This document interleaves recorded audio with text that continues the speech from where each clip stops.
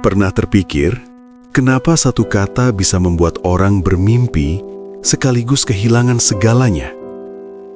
Kata itu, kripto. Bagi sebagian orang, kripto adalah masa depan. Bagi yang lain, kripto adalah mimpi buruk. Tapi kenyataannya, kripto bukan tentang teknologi semata. Ini tentang manusia dan emosinya. Mari kita mundur sejenak. Tahun 2010, satu Bitcoin bahkan tidak dihargai $1. Hanya eksperimen digital, dianggap mainan, dianggap tidak berguna. Hari ini, aset yang sama pernah menyentuh puluhan ribu dolar per koin. Satu keputusan kecil di masa lalu bisa mengubah hidup seseorang selamanya. Bitcoin diciptakan oleh sosok misterius bernama Satoshi Nakamoto. Bukan bankir, bukan pejabat, tapi seseorang atau sekelompok orang yang punya satu ide radikal. Uang tanpa perantara, tanpa izin, dan tanpa kendali pusat. Bitcoin hanya akan ada 21 juta koin di seluruh dunia. Tidak bisa dicetak ulang, tidak bisa dimanipulasi.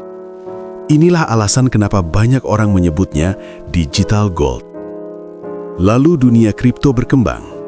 Muncul Ethereum, yang mengubah kripto dari sekedar uang digital menjadi ekosistem teknologi. Smart contract, DeFi, NFT, Web3, semuanya berjalan dengan kode, bukan janji. Tapi, mari kita jujur. Kripto juga dikenal kejam.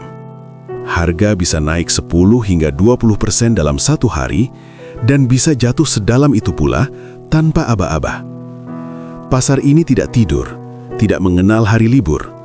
24 jam sehari, 7 hari seminggu. Dan disinilah masalah dimulai. Banyak orang masuk ke kripto bukan karena paham, tapi karena takut ketinggalan. FOMO. Masuk di harga puncak, lalu panik saat harga turun. Menjual di dasar, dan menyalahkan market. Padahal, market tidak pernah menjanjikan apapun. Kripto bukan judi, tapi masuk kripto tanpa ilmu adalah berjudi. Bukan asetnya yang berbahaya, melainkan emosi manusia yang tidak terkontrol. Sejarah sudah membuktikan, yang bertahan di kripto bukan yang paling pintar, bukan yang paling cepat, tapi yang paling sabar dan disiplin. Investor yang sukses memahami satu hal penting.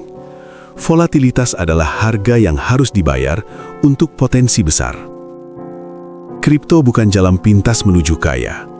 Ia adalah perjalanan panjang yang penuh ujian mental.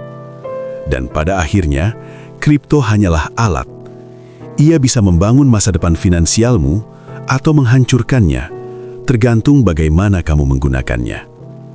Jadi, sebelum kamu masuk ke dunia ini, tanya pada diri sendiri. Apakah aku siap belajar? Apakah aku siap kehilangan?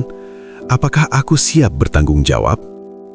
Karena di dunia kripto, yang selamat bukan yang paling berani, tapi yang paling sadar.